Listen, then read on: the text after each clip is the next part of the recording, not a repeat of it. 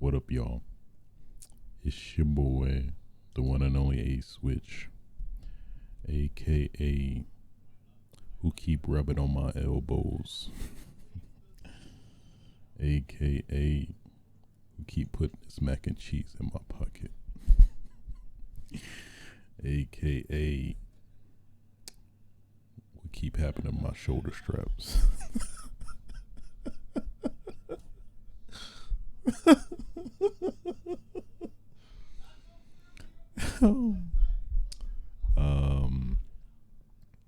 AKA the nigga lip master, bringing you yet another episode of Switches Sights, aka the Komaki Tiger Drop.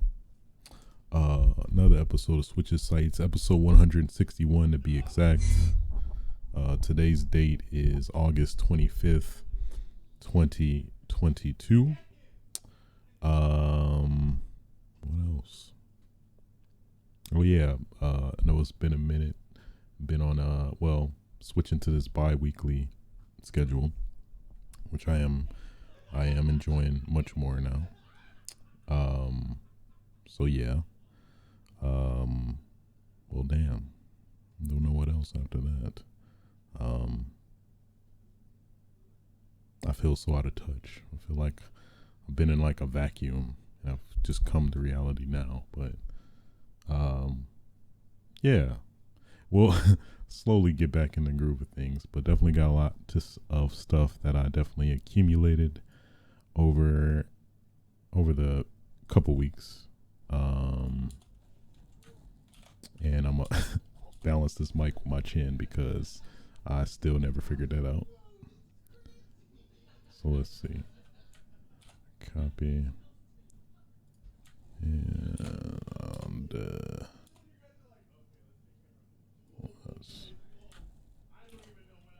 gonna balance with my chin. This is an art. This is a very carefully acquired skill that only so many people can do. Only so many. It comes very few and far between. I was very irresponsible and forgot to make my notes, and I'm paying for it very dearly right now. I'm paying for it very much. I'm so sorry, audience, but hey, we'll call this segment the deep chin action. Oh yeah. I didn't mean to do it, but you know what? That works. That just came off the top of the dome. Hey, how you doing? All up in my chin. I see you there. Do you like it where it's at? That could be interpreted in many ways, but you know what?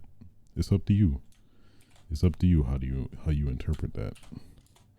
But I'm almost there though. Just know that. I'm almost there. Just give me one. Give me 1 minute. just one more. Hold on. I almost got it. Just right at the finish line. And hopefully my condenser is condensing because I'm so close and his voice is so deep all at the same time. Okay. Yeah. So shouts out to shouts out to Biden, at least, doing something in all this. Student loans, 10,000 or 20,000 if you got Pell Grants. Yes. Shouts out. Hey, they aren't all gone, which they should be, but it's a start. Take what I could get. Outside of that, you know what? Let's stop the dilly-dallying because we did so much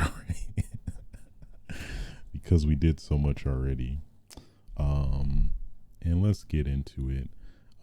First topic of discussion. First topic of discussion.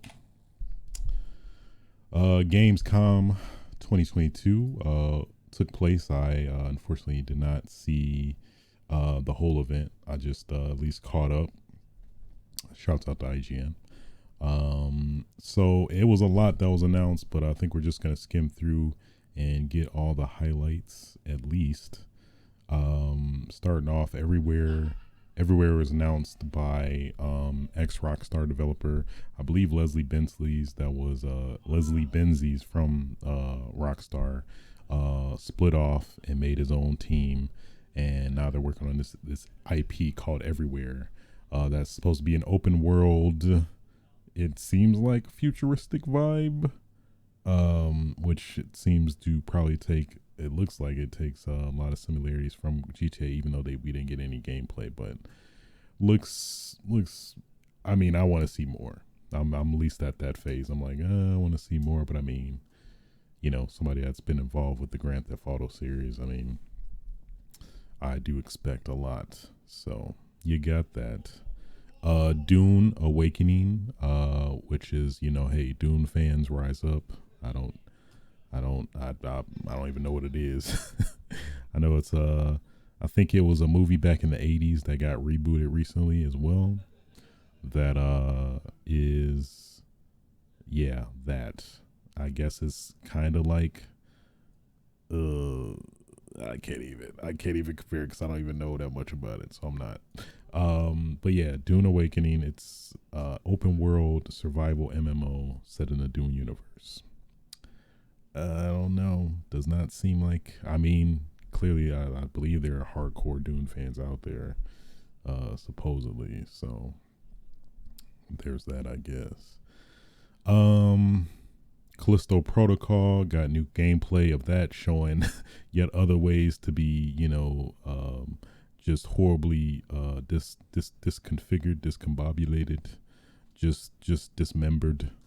All of the disses you can do in Callisto Protocol, because man, they showed you he was at towards the end of the gameplay, they showed him hitting a fan, and you know, hey, sometimes when you hit fans when they go really fast, well, man, spaghetti.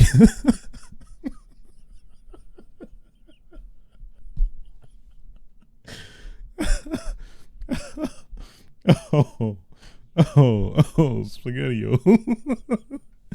Oh man, that would suck if you just said that when you right when you get dismembered. Spaghettios. Oh no.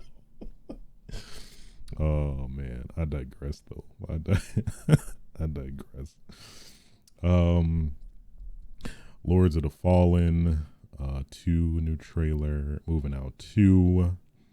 Hogwarts Legacy, new story trailer. New Tales from the Borderlands. Did they announce what it actually is? I don't think they necessarily revealed new trailer. New title, at least.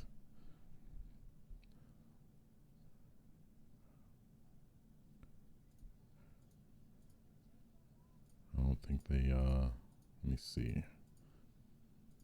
What do we got? Oh, just new Tales from the Borderlands?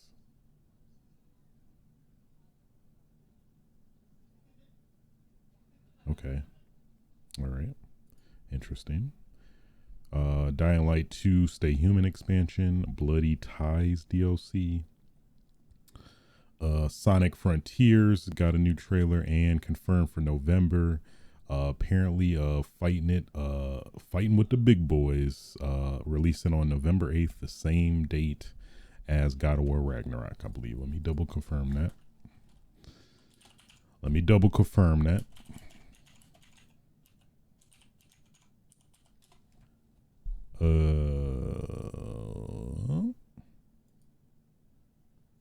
November 9th. I mean, close enough either way. I'm like, I mean, if you smart, you shouldn't even be anywhere near close to God of War, but Sonic, like, I don't give a damn. I don't give a damn how big you are. I'm being sold right with you. I'm being so right with you. I don't care.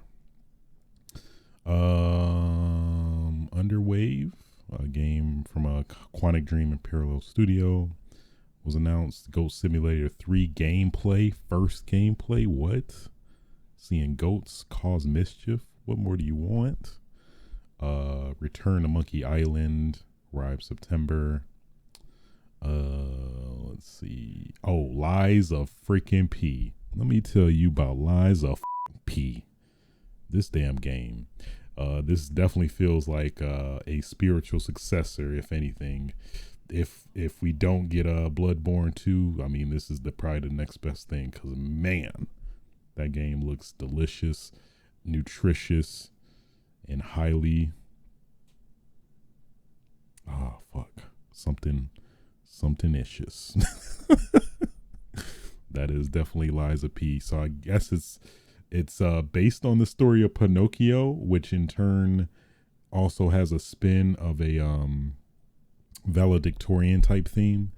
I mean, just that alone, I mean, sign me up. A Souls-like game based on the story of Pinocchio, set in a valedictorian type area setting. Man, that trailer, it showed out. The graphics look good. Just everybody looks so good. And the gameplay looks very Soulsborne esque, of course, which is totally great. The weapons, the enemies, the lore feels very good, very great, if you will. All around, just good.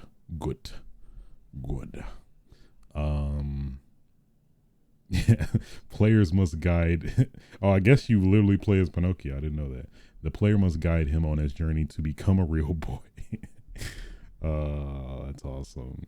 Yeah, heavy Bloodborne vibes for sure.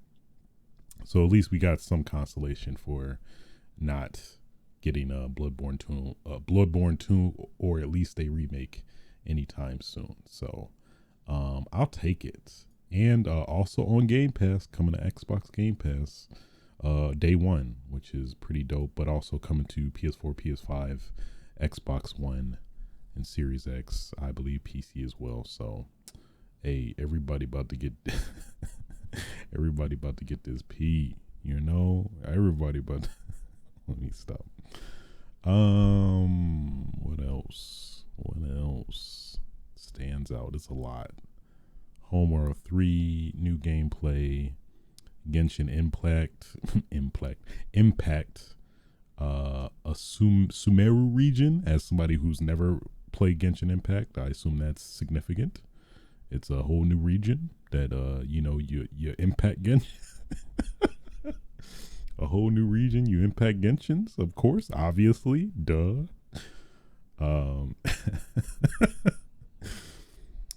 What else? High on Life, a couple new weapon reveals. Killer Clowns from Outer Space, actually getting a asymmetrical multiplayer game. So in the same vein as Friday the 13th and Dead by Daylight, Killer Clowns from Outer Space, based on the 80s horror franchise, getting a game. Killer Clowns from Outer Space fans, rejoice, reunite, reassemble, all of that, because by golly, Killer Clowns from Outer Space getting a damn game. I know you excited. I know you are. Coming out PS4, PS5, Xbox One, Xbox Sex in early 2023. You love to see it.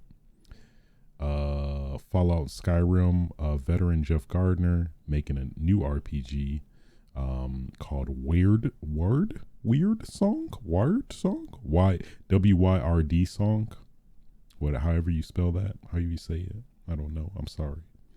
Weird Song will be kind of funny. It probably isn't that. Gotham Knights launching earlier, is going to be released October 21st. I think it was originally maybe a week later, I want to say. So that is good.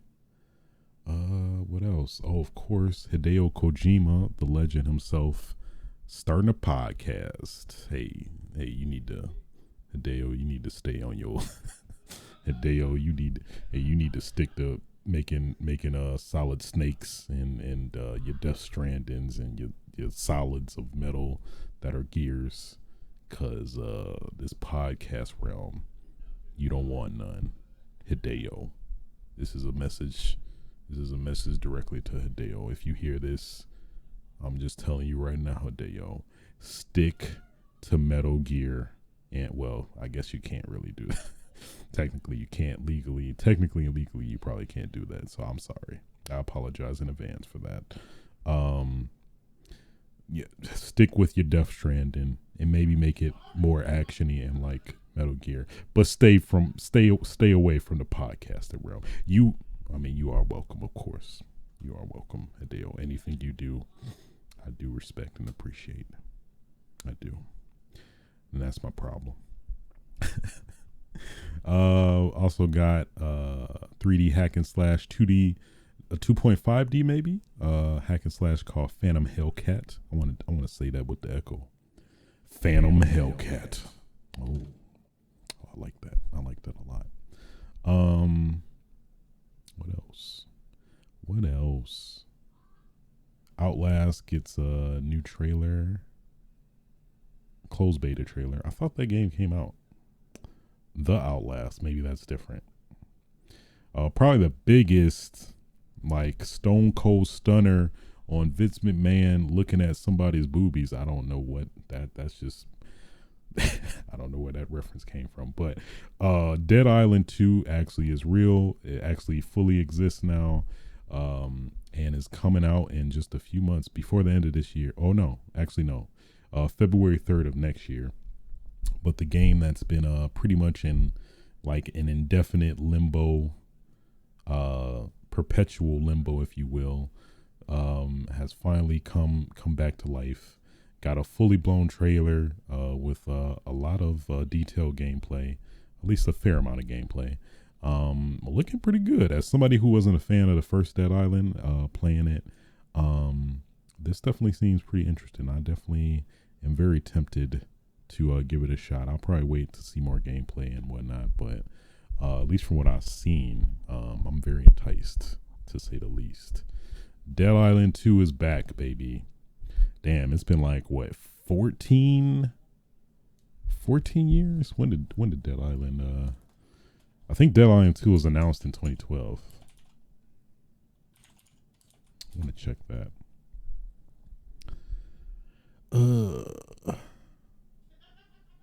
What was it? 9 years. So damn, like pretty much what, 2000, yeah, roughly around like 2012, maybe 2011. Man, that is crazy. My God. Just a perpetual limbo. My goodness. Because I think it was gonna come out, then like the developers changed, and then the publisher I think changed multiple times, and then the IP was in a definitive loop of that, and then eventually finally came to, was it not Volition, but what's the damn publisher? Now I'm curious. Deep Silver. I think Deep Silver is I believe the current publisher, maybe with Deep Silver, Jaeger, Sumo Digital. So maybe it went through that whole course. But my goodness, that's a long divvied road of development, let me tell you. My God. But yeah, that's at least just the highlights from Gamescom. Of course, there is many more. Actually, one that we're going to talk about next, actually, which is, after I put my notes in. DualSense for the PlayStation 5, the DualSense Edge Wireless controller was announced at Gamescom. Had to give this its own segment because I think this deserves its own segment because it's a lot to divulge with this new controller. So basically, this is the answer to the Xbox Elite controller, which is basically the premium version of the controller for Xbox that, you know, has that good heft, multiple profiles, back buttons, adjustable trigger stops,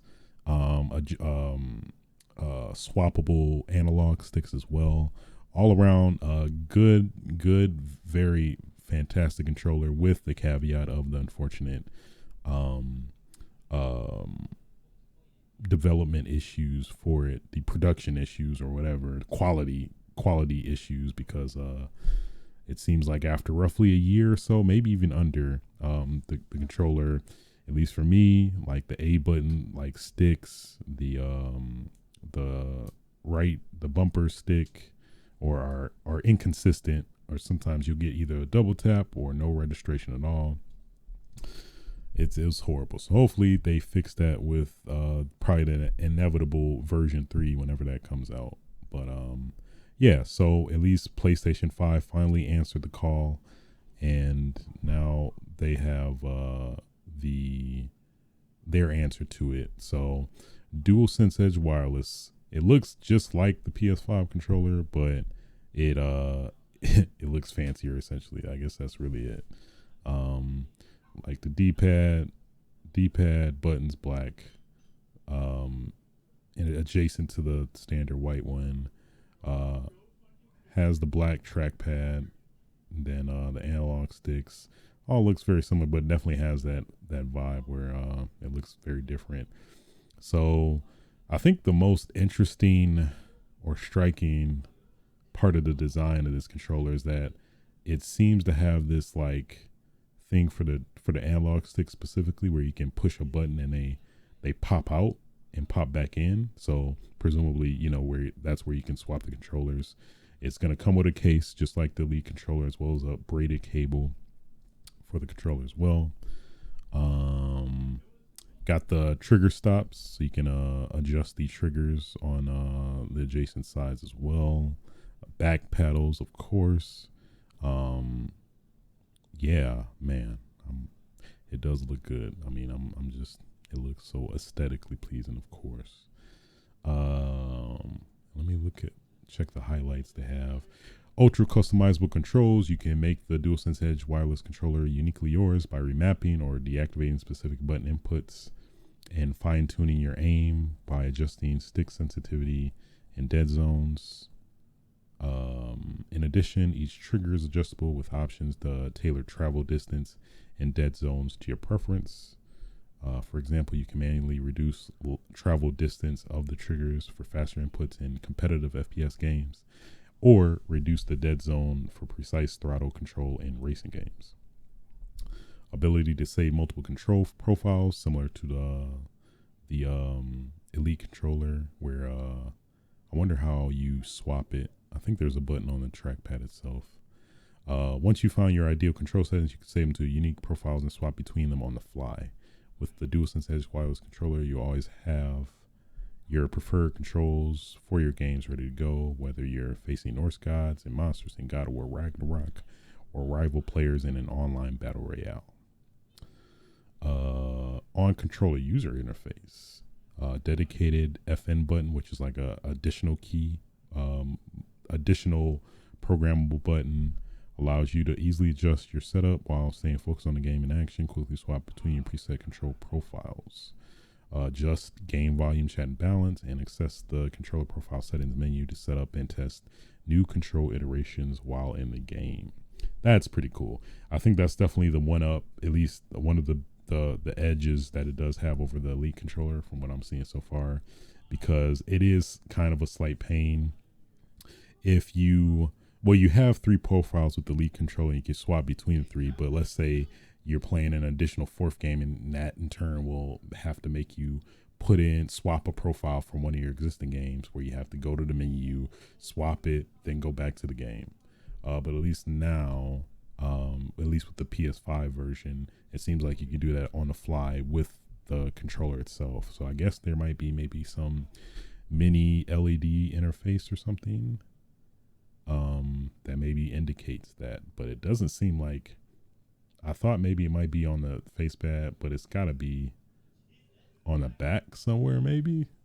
I don't know. Changeable sticks, stick caps, and back buttons. 3 types of swappable stick caps: standard, high dome, low dome. Helps you stay comfortable in game while maintaining grip stability. Yeah. Replaceable stick modules. Play longer with the ability to fully replace each individual stick module on the controller. Built-in wireless controller features. Of course, signature comfort. Haptic feedback, adaptive triggers, built-in microphone, motion controls, and more. So pretty much all the features you know and love from the standard DualSense controller will come as well, as you would expect. But I do like that it does have a case, and is of course USB Type-C like the basic one, but the cable is braided. Let's see. It does use a connector housing to lock into the controller, so it's much less likely to slip out in a crucial moment. The included carrying case, which keeps your DualSense Edge wireless controller and components together and organized in one place, allows you to charge the controller via USB connection while it's stored in the case, which is a very nice touch. So yeah, this is definitely like going directly head to head with the Elite controller as for a first party premium controller, which hey, I'm all for it. Hey, sign me up, please. So no release date yet. They said in the months ahead. Look forward to sharing more details, including launch timing.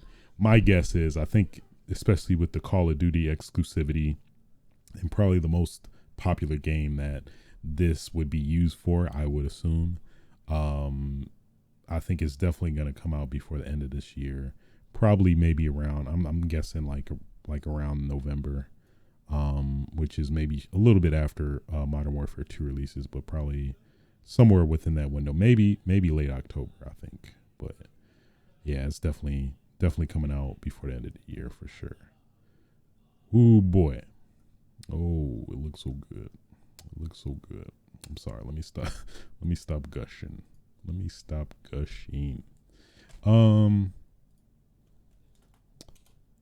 Sticking and keeping on the PS5 train. Choo-choo. Next topic of discussion. Sony is increasing the PS5 price. Now wait a minute. Before you get your pitchforks out, actually you might still keep them out, to be honest, but this is everywhere but the US is the price being increased. So Europe, UK, Japan, China, Australia, Mexico, Canada, all getting a price hike. But the US is still gonna remain the same.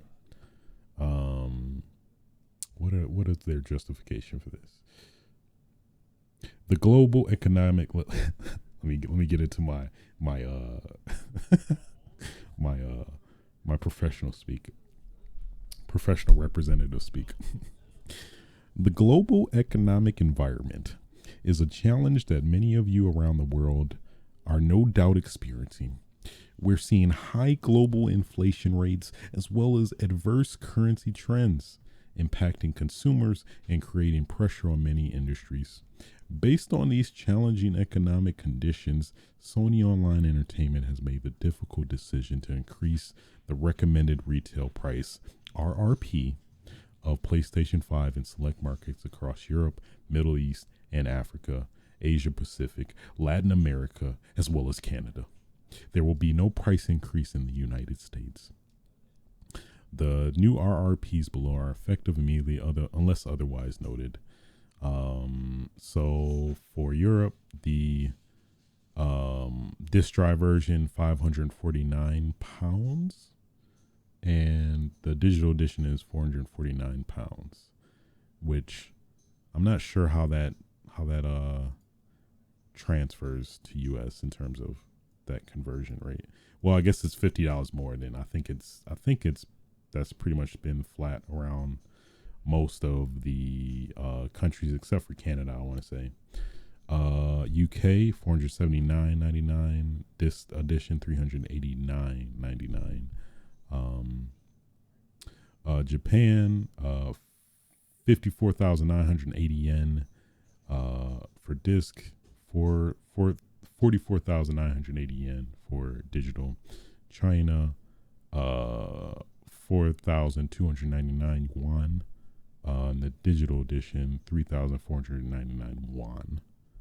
Australia, stamp, 799.95 for the disc, 649.95 for the digital. Mexico, 14,999 for the disc, and 12,499 for digital. Canada, 649.99 for a disc, and 519.99 for digital. While this price increase is a necessity, given the current global economic environment and its impact on Sony Online Entertainment's business, our top priority continues to be improving the PS5 supply situation so that as many players as possible can experience everything that PS5 offers and what's still to come. Thank you for your continued support. Well, damn, that is unfortunate.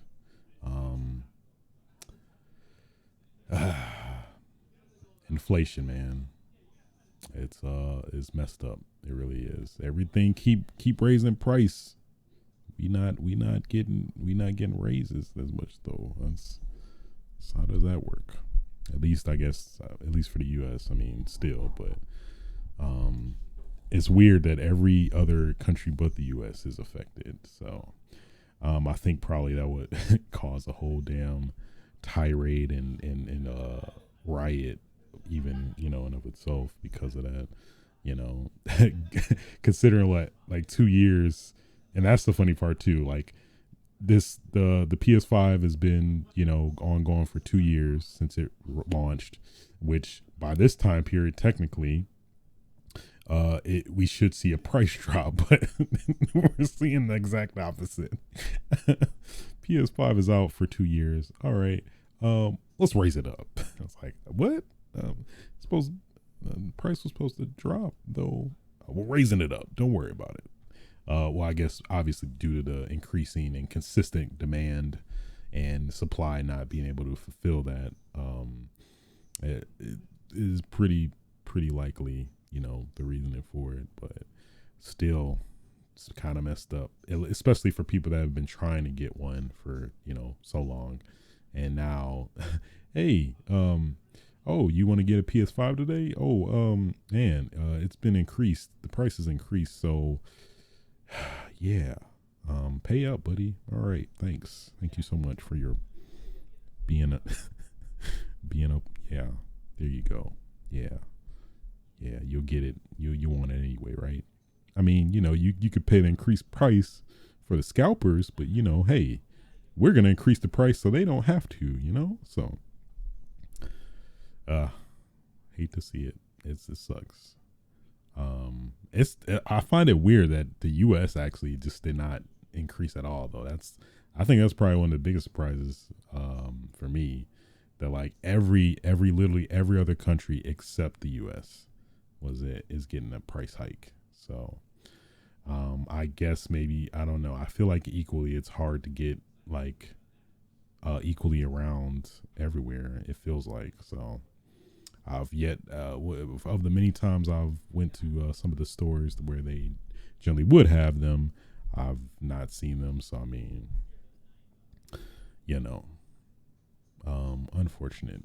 But on the other side, for Microsoft's end, in response to this price hike, Microsoft confirmed that there are no plans to raise the price of the Series X and the Series S. We are constantly evaluating our business to offer our fans great gaming options. Our Xbox Series X suggested retail price remains at $299. The Xbox Series X is $499. Oh yeah, Xbox throwing that dirt. Xbox throwing that dirt and like, hey, hey, y'all wanna pay them high prices to get a PS5? You can come with us at Xbox. We gonna stay the same, and we got Game Pass. What do you want? What more do you want? Generally better performance all around. What more do you want? That's more subjective. We almost dipped my toe into the fanboyism, but hey, as somebody who has both, I am hey, I'm all for each. I'm all for the consumer. You know, that's ultimately what I'm for the consumer. Not I mean, hopefully both can benefit and in turn help us. But you know, yeah, no. Nonetheless, moving on. Next topic of discussion.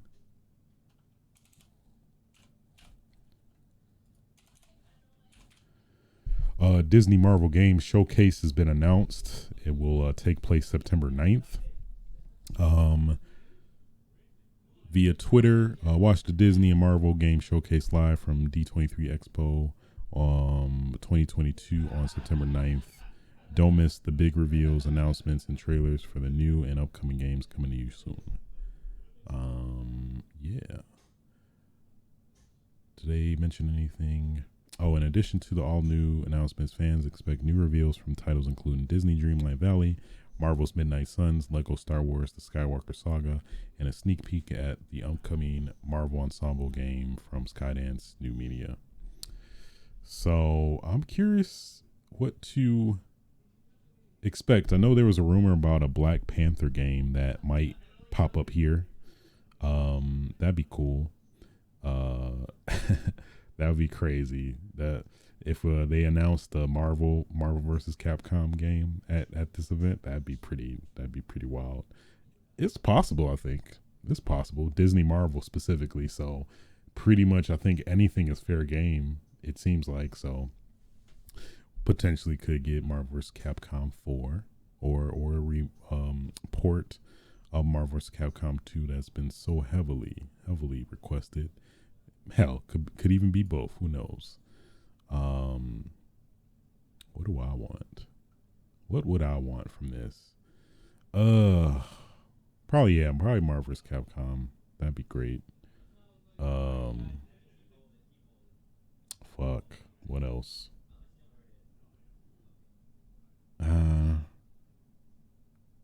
Yeah, that'd probably be it. Can't think of anything off the top of my head, but yeah, Black Panther game, maybe an Iron Man game. That'd be dope. Yeah, I can't really think of anything else that I can conceptualize, you know.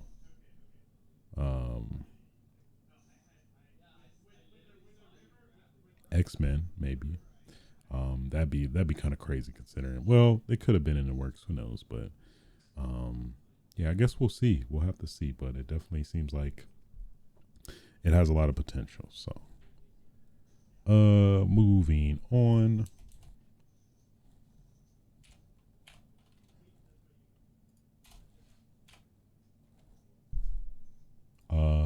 Call of Duty Modern Warfare game I'm very hyped for. Announced that campaign early access will be a thing specifically for digital pre-orders. So pretty much if you're a physical owner of the game, you're kind of SOL, well, or have to wait until the game fully releases for everybody. But basically, if you pre-order the game digitally, you'll be able to play the campaign 1 week early before the official release date, October 20th. This is on all platforms for digital pre-orders. So I was curious, maybe it might have been some PS5 or PlayStation exclusivity, but that does not seem to be the case. I think they're gonna have their exclusivity stuff probably shoveled in other aspects of the game. But this is pretty dope actually. As somebody who tends to play the single player campaign first before playing multiplayer always, just to just to be comfortable with the fundamentals and the essentials of the game before actually jumping into multiplayer and seeing that progression and just having that forming some of that muscle memory, if you will. It's pretty cool. It's pretty damn awesome. So at least now I won't have the FOMO while playing a game and it officially releases and everybody's immediately goes to multiplayer. At least gives everybody a chance to at least enjoy the campaign first before playing the multiplayer when that officially drops October 20th. So I'm all for it. I was gonna get it on digital anyway, since I tend to do that for multiplayer games, since that just makes sense. Considering a game that you will play semi regularly or consistently, so I'm all for that, very much so. Can't wait for that beta. I think that beta is coming next month. That's gonna be great. Hey, stay frosty. That's all I'm saying. I'm staying frosty. I know that much. Roger Wilco Delta. You know what I mean? Roger Wilco Delta. Yeah. Moving on.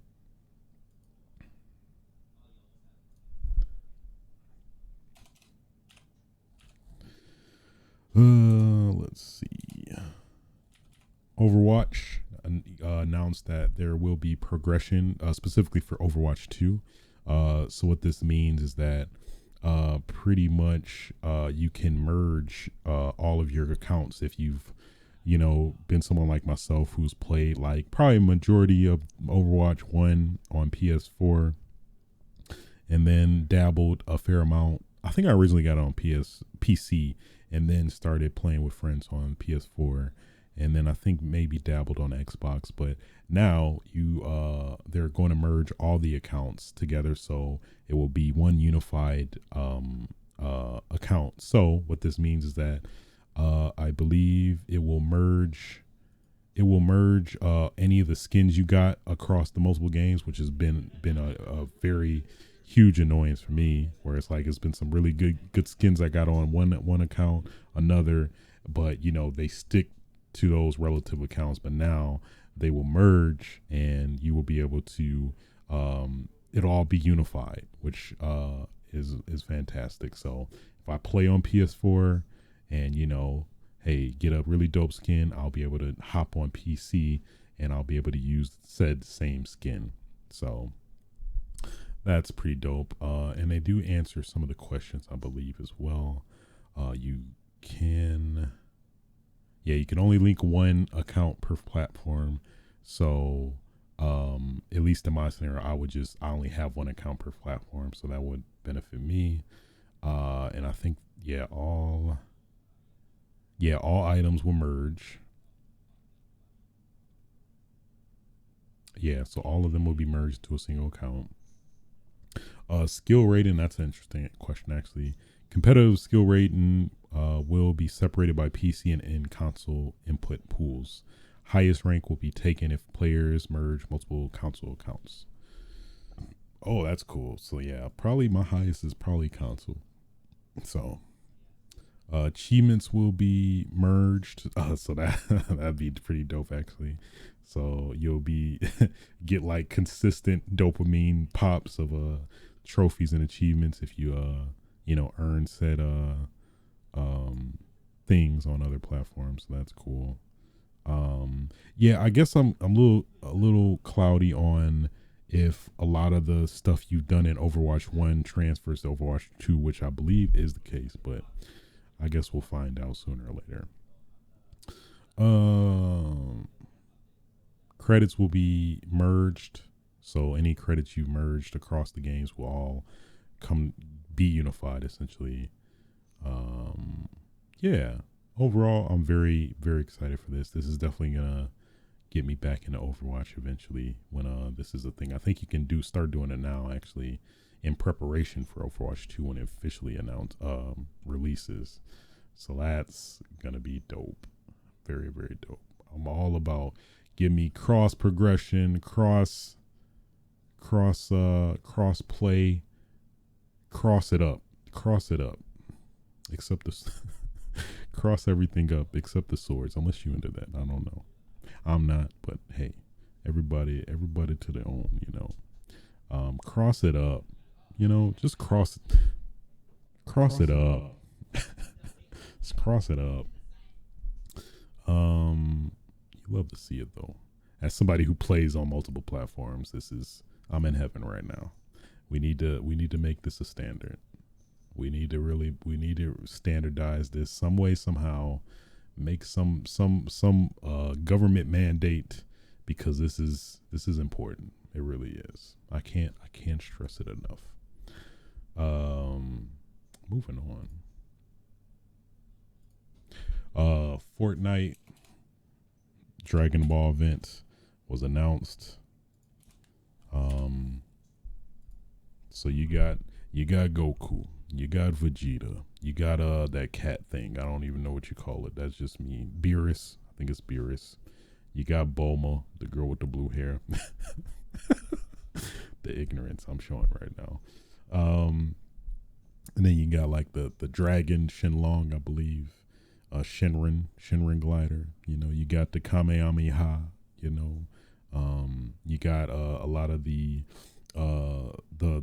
map being Dragon Ballified.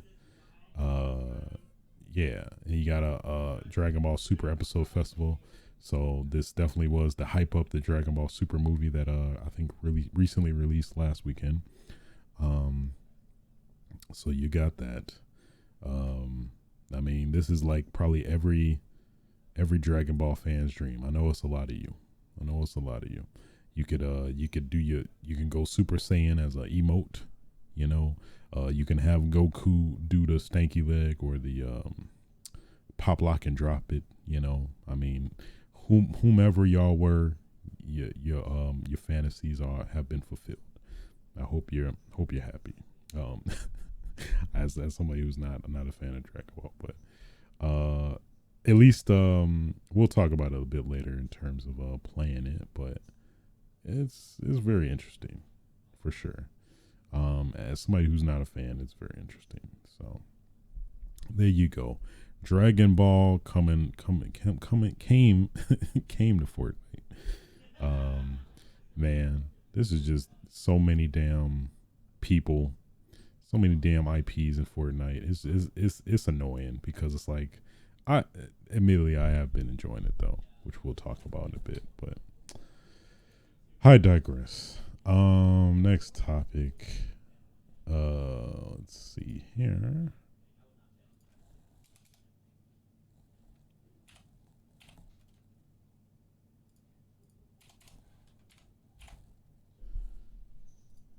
Sega partnering with Picture Start for Space Channel 5 and Comix Zone films. So Sega has partnered with Picture Start, the banner behind the recently released Am I OK? And Sundance hit Cha Cha Real Smooth. I've never heard of any of those. To develop film adaptations of two of its 1990s video game titles, Space Channel 5 and Comix Zone. All right. Very weird, but hey, you know what? I'll take it. Of the two, I'm definitely more on the Comix Zone. Space Channel 5 has some potential. The biggest question, if they gonna put Michael Jackson in it, well, obviously they can't. He's dead. I mean, that's not that's not gonna happen. Well, maybe in some way, get somebody to impersonate him or something. Given on the direction of this, I don't know if it will be live action or CG or whatever. Probably live action, and I'm just curious how that's going to play out for a game like Space Channel 5, where you're like this pop star in space and you're doing the parappa to rappa motions. I'm very curious to see how that's going to pan out, but as time will tell for that. But I am more excited about Comix Zone. That game definitely was served to be a great movie. I can definitely see them. The potential is there. They have a lot of stuff to work with, I think, for that. You got, doing all the actions like, see ya, whoa, I'm just if they just include those sound effects, then I'd be satisfied. But man, Comic Zone, they definitely got a lot to do work with for that. Yeah, man, who would be a good I think his name is Sketch, the main character. Who could I see playing him? Dare I say Leonardo DiCaprio, but I don't know. That might be too high, too below his pay grade. Man, who's that one dude? No, he wouldn't. I don't think he would have Benedict Cumberbatch as a Sketch from Comic Zone. I hate it. I trust him though. I definitely will watch a Comic Zone movie for sure. So here's to hoping that fully pans out. Get excellent casting. They better put in work for that his rat buddy. But we'll see. We'll see. So much potential for that movie. Yeah, I just want that. I want that movie to just go off the rails completely, but within reason. Go off the rails, but still be in like the cart is tilted fully, but you still balance it on it. That's what I want Comic Zone to be. So here's the hoping. Here's the hoping. Here's the hoping. Keeping that movie train going. Choo choo. We got Days Gone movie in development.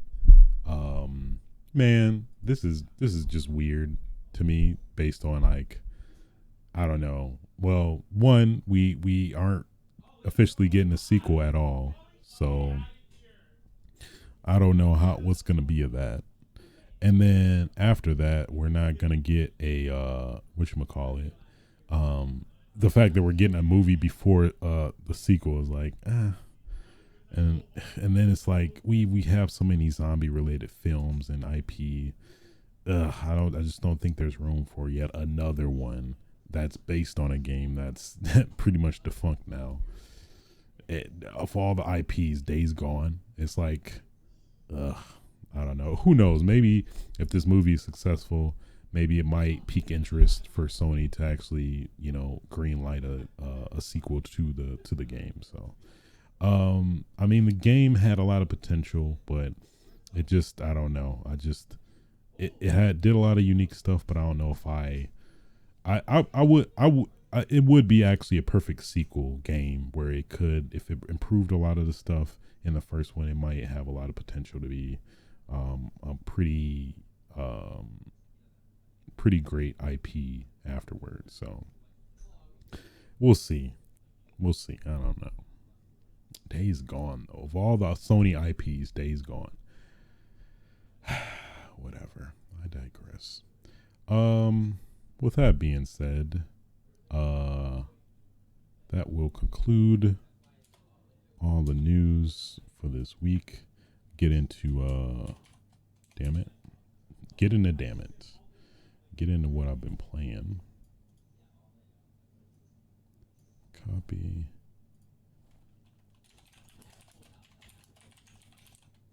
Forgot to, what did I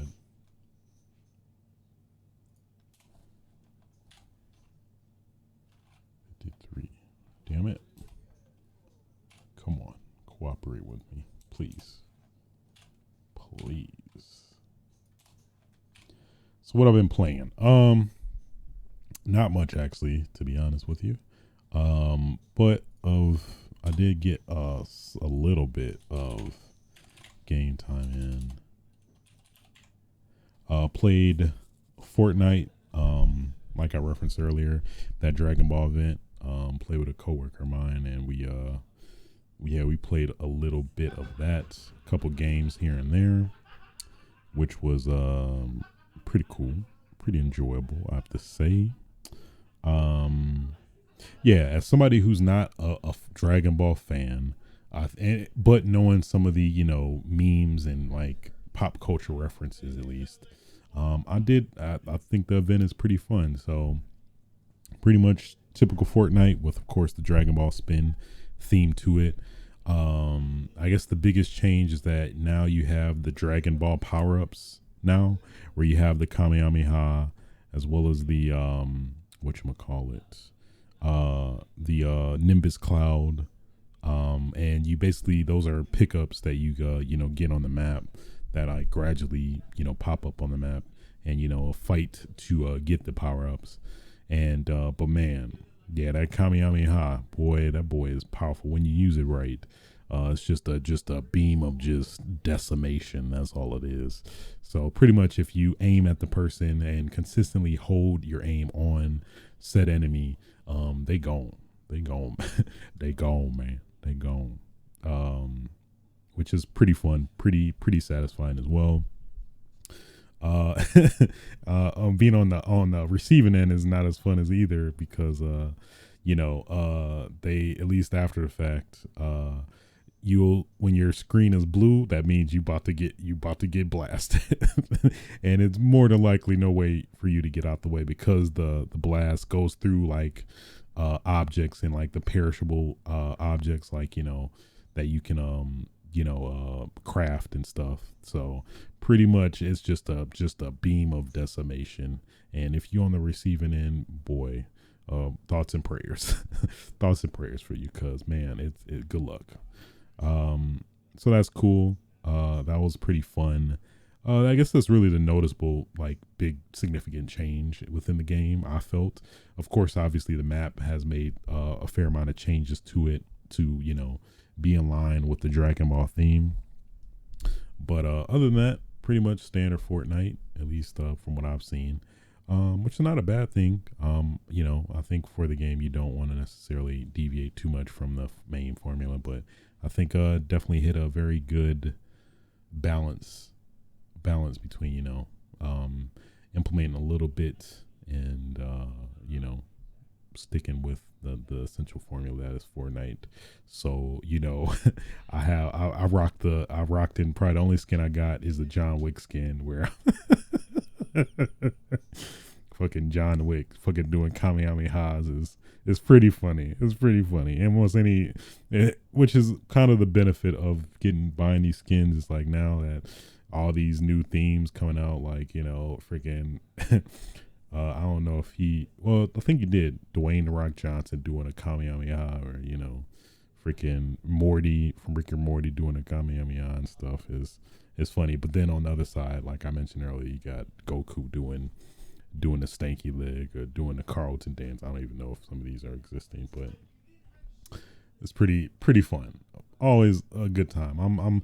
I'm gradually digging Fortnite. I don't think I would play it over other games in terms of multiplayer games specifically, but it is fun. Like, hey, if somebody tells me, hey man, you trying to play some, all right, I'll mess with it. So alas,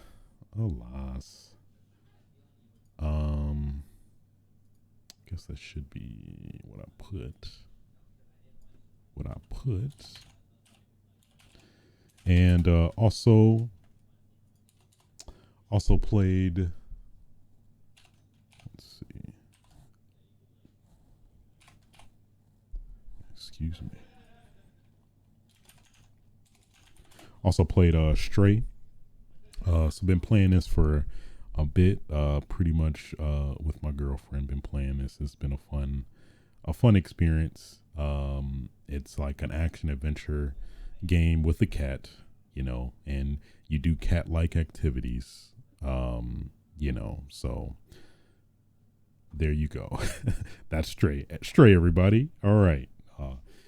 Stray is pretty fun though. You just being able to exploring this like dystopian post-apocalyptic world where humans apparently don't exist anymore, and you're basically I think you're like the only remaining mammals within this world.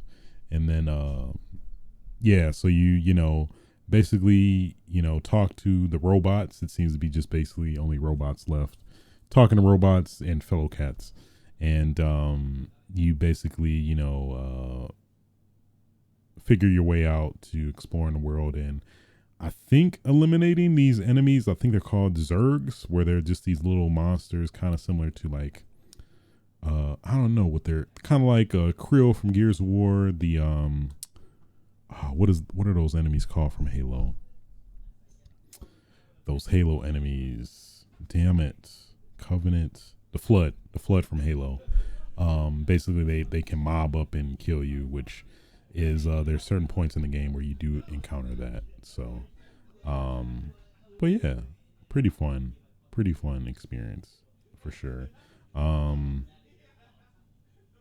Yeah, I just it definitely is untraditional for me, at least in terms of this type of game. I do like action adventure though. I don't know. I'd say more adventure than action, which I generally, at least lately, don't gravitate towards. But at least, my girlfriend wanted to play, and I'm like, you know what? Let's try it out. I was it's probably wasn't a game I would play initially, but of course, out of curiosity, I definitely wanted to give it a try. So yeah, it is a wonderful couples game. I'll say that much. It's very much a very user friendly and couple friendly game. That is pretty fun, I have to say. Thoroughly enjoyed. I think we collectively got some pretty good laughs out of it as well. So yeah, Stray, playing as a cat, doing cat stuff. If you want to be like a cat, tipping these random objects over, hitting people, and causing cat mischief. If you ever wanted to just be a cat and cause mischief, which you can kind of do, and do cat-like stuff, man, Stray is a game for you, for sure. But thoroughly enjoyed it, very much so. So yeah, Stray, just being a cat stuff. Haven't finished yet. I think close to the end of it, about 5 hours. I want to say 5ish. I heard it's like roughly 5 hours, so I think we're close to the end, at least from what I recall. So, but it's cool. You do get a way to combat these enemies, which I won't spoil, but that was fun because at least you're always in terror from these enemies because you have no way to fight them, but at least now you do. So that's pretty cool. I dig that a lot. So yeah, Stray. If you like cats, causing cat stuff, mischief, pushing stuff, Stray. That's your game. That's your game. And also going into what I've been watching. Also,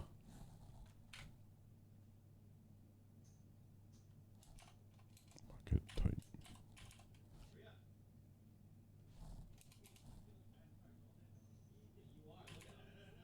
Damn it!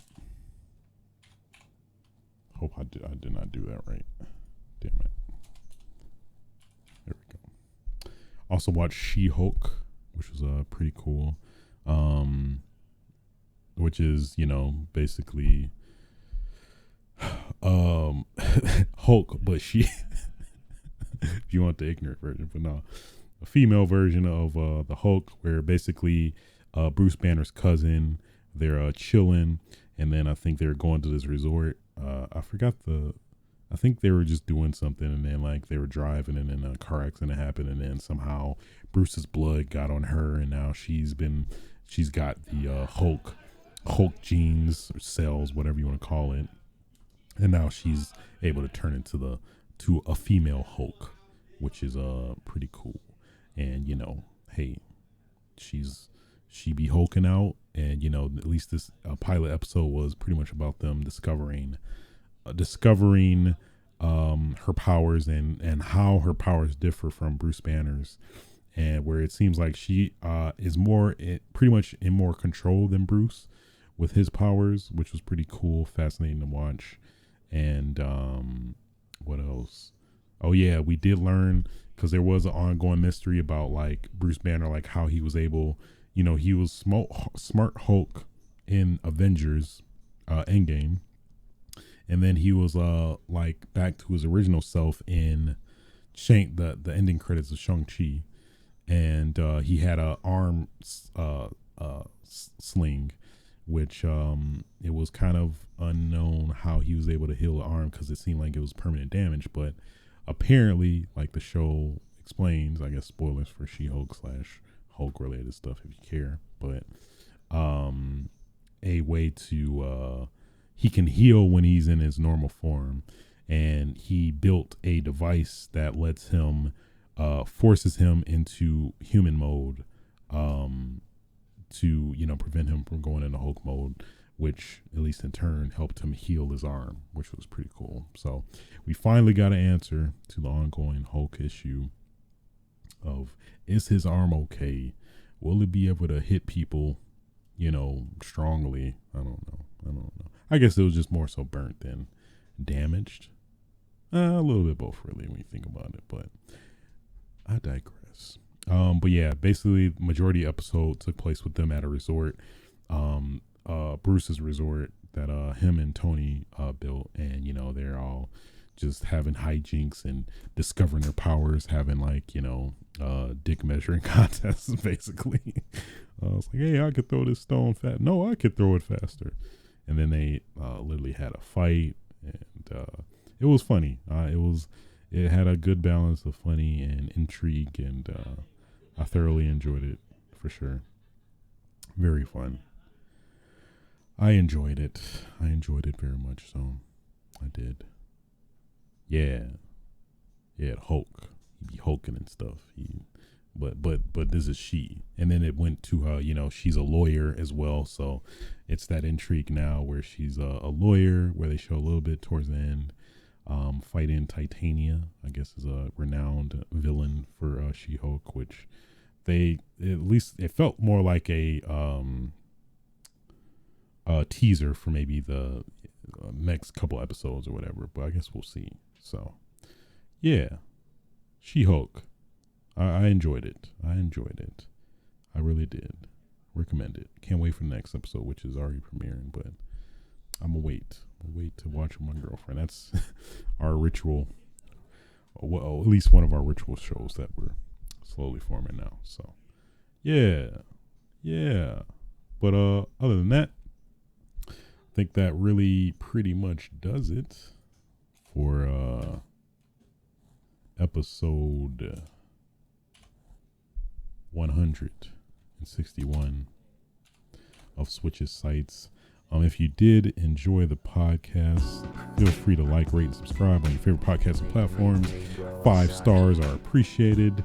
You can catch me record this live on Twitch TV/aswitch as well. Also catch the archives of this on youtube.com/aswitch. And yeah, until next time, y'all, get your damn game on. Feel free to fuck. Aw, yeah.